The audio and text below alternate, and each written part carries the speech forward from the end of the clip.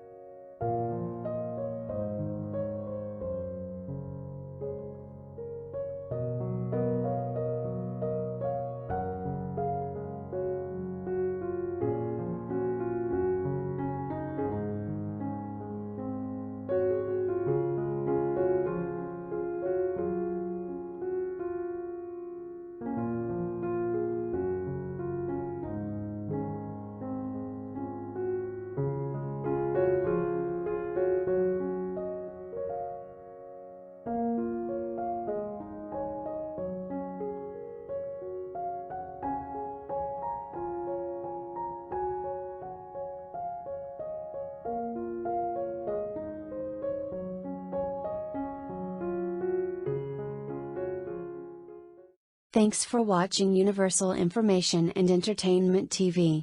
Please like and subscribe our channel for more updated videos, news, information and entertainment. See you in next video. Stay tuned.